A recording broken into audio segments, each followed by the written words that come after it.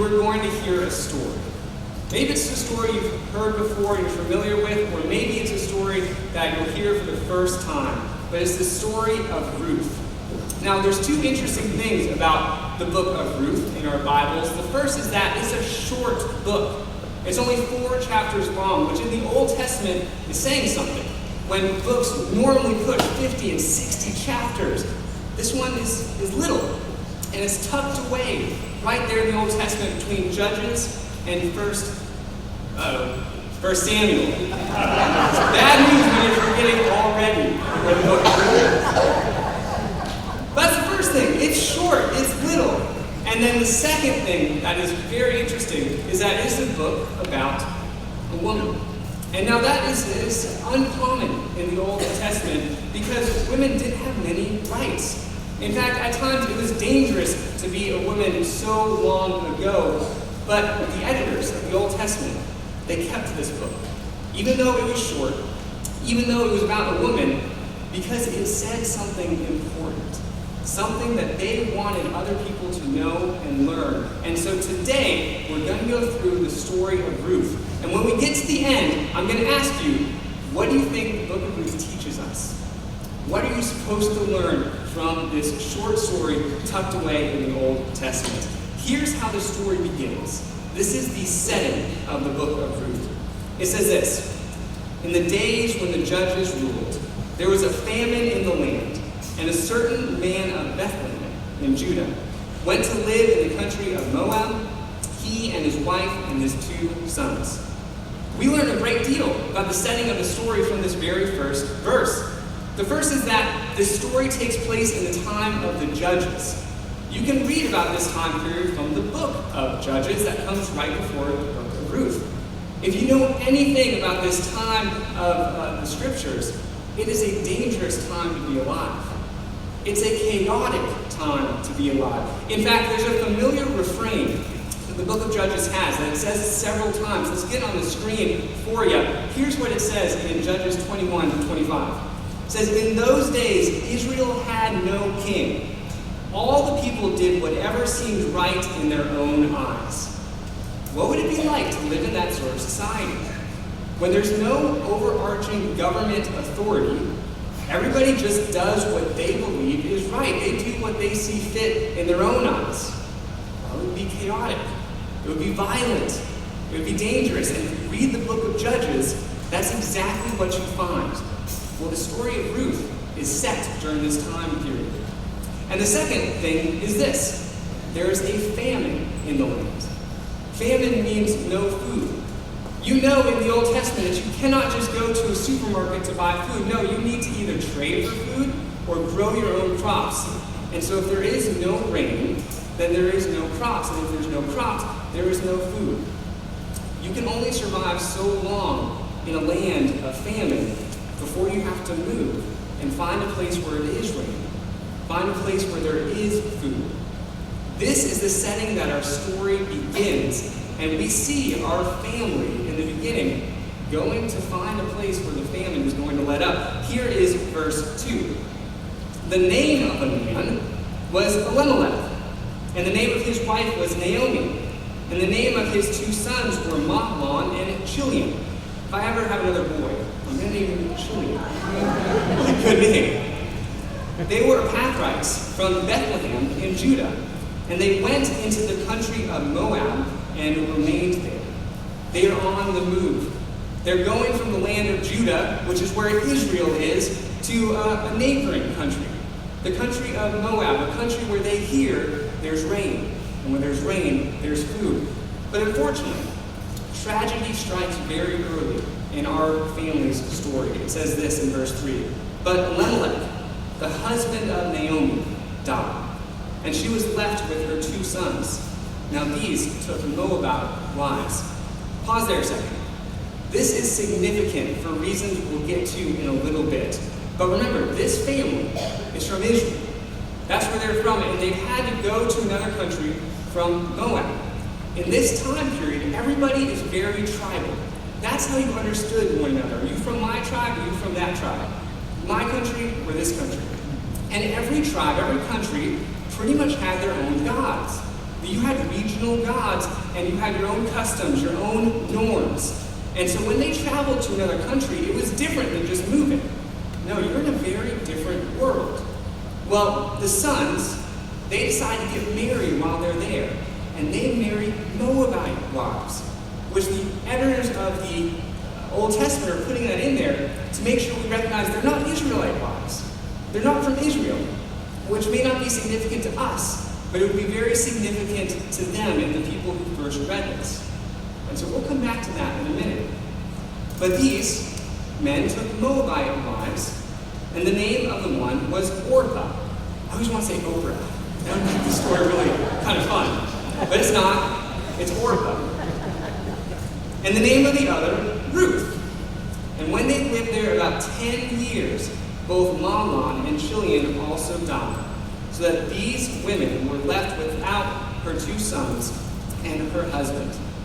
Things have gone from bad to worse for our immediate family. Naomi now is left with her 2 daughters-in-law, and that's it. Which, remember, this is a time period that's dangerous. This is a time period where everyone is doing what they see fit in their own eyes. It's a time when it's already dangerous to be a woman. And now you have 3 widows. How do they survive? What do they do next? Well, let's see what Naomi does. She has a plan to return back to her homeland. She says this in verse 6. Then she started to return with her daughters-in-law from the country of Moab. For she had heard in the country of Moab that the Lord had considered his people and given them food. You see, there's rumors that after 10 years, finally the famine is over. So she set out from the place where she had been living, she and her 2 daughters-in-law, and they went on their way back to the land of Judah. But Naomi said to her 2 daughters-in-law, go back, each of you, to your mother's house, and may the Lord deal kindly with you, as you have dealt with the dead and with me. All right, let's catch up this story here. Naomi's heading back. She doesn't know what's left for her in the country of Moab. She's moved there, and after 10 years, she's lost everything, so she's heading back to her own country. Maybe she hopes to find some family there who will take care of her.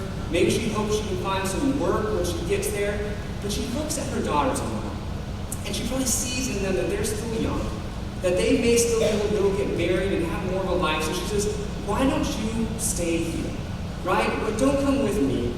The journey's probably going to be dangerous. I don't know what we're going to find when we get there, so let me go, and you guys stay here. Well, we're going to skip ahead a little bit, but Orpah stays. She says, you're right, I'll stay here. But Ruth does not. And for the first time, we hear Ruth really kind of speak. And I wonder what you learn from her when she responds to Naomi. But here's what happens next. Skip ahead to verse 15.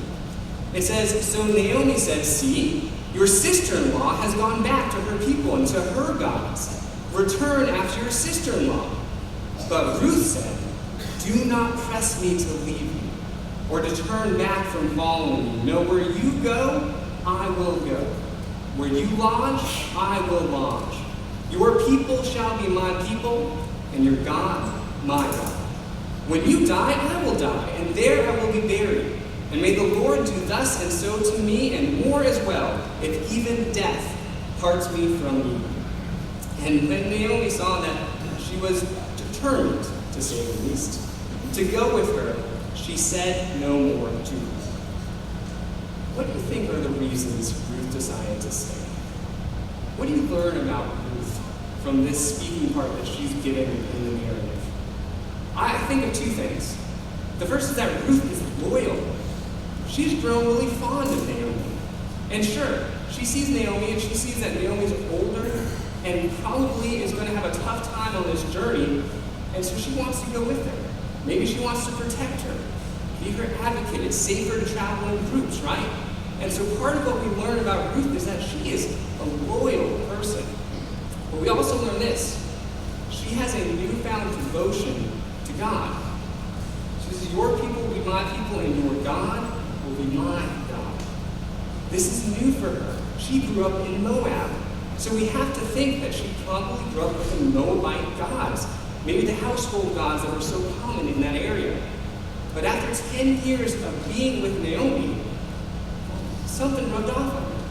And she's come to believe in God. So she says, I want to go with you, and I want to believe in the God that you believe in. And so they travel. They travel together, but we continue to ask the same question. How do two women who are now widows in this area survive in a chaotic and dangerous time where everybody does what they see fit in their own eyes? Well, they are very lucky that they were going to a country where God had established the laws that they were to live by. You see, in the country of Israel, there were laws in place so that they could support widows, orphans, and aliens. Now, kids in this room, we're not talking aliens like our space aliens, although that would be a lot more interesting in the story. No, we're talking alien, we use the term maybe immigrant today, but there are laws in place specifically to go and help widows and orphans and aliens, and this is who Ruth was. She was a widow, she was an alien, she was a vulnerable person of society, and so she was going to a country that protected her. In fact, let's see this from the book of Leviticus. If you've never read that before, and I don't blame you, it's a bit hard to get through because it's the Levitical law. It's the law of the priests of the Old Testament. Let's look in there about how to treat this class. Leviticus 19:33. Here's an example of the laws present at this time. It says, when an alien resides with you in your land, you shall not oppress the alien. No, the alien who resides with you shall be to you as the citizen among you. You shall love the alien as yourself, for you were aliens in the land of Egypt. I am the Lord your God. Okay, this is an example of the laws that God has set up that Ruth most likely knew about and was heading to that country to go be helped by. Ruth is a Moabite woman. She's an outsider. And yet she comes in here and God says, I want you to treat her like you would treat a citizen. No, not only that, I want you to love her like you would love yourself. And why? Why would you do that? God says to Israel, remember your history. You were aliens in Egypt. You were slaves for 400 years, and when you were at your weakest spot, God says, I came in and rescued you. And so now that you are at your most powerful, you need to do the same for other people who are in their vulnerable spots. Ruth knows this, an outsider, a widow, and so she travels to Israel. You see, loving the alien, the widow, and the orphan was built into the fabric of these Old Testament laws. In fact, let's see another. This comes from Deuteronomy 24:19.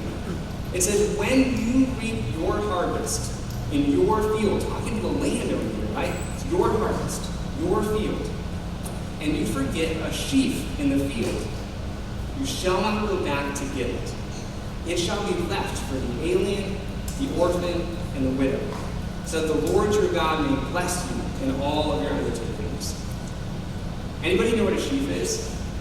I'm actually curious. I'll look for raised hands. Do you know? What's a sheaf? Oh, it's up? You should all know then. There it is. I had to look, but a sheaf is a bundle of grain. And so if you in your field were reaping your harvest and you bundled up all your grain, and then at the end of the day you forget a whole sheaf of grain, a whole bundle, you're not supposed to go grab it. God says no, leave that. So that later on, when you're back at your house, the alien, the orphan, the widow, they can come to your field. And if they find it, they can eat something. They can have it that night. Or Deuteronomy goes on. It says, when you beat your olive trees, do not strip what is left. It shall be for the alien, the orphan, and the widow. And when you gather the grapes of your vineyard, do not glean what is left. It shall be for the alien, the orphan, and the widow. Remember, you were a slave in the land of Egypt. Therefore, I am commanding you to do this. So glean is another word we don't use all the time, but it means to pick up bit by bit. If you were to use it in a conversation, it'd be something like this. Well, I couldn't quite make out what you said, but from what I could glean, you think the Patriots are going to win the Super Bowl. It would be something like that, from what I could pick up from what you said. So in a physical sense, to glean a field would mean that after someone had gone through and they're reaping everything and some wheat falls down, or some grapes fall down. These laws say, don't touch them.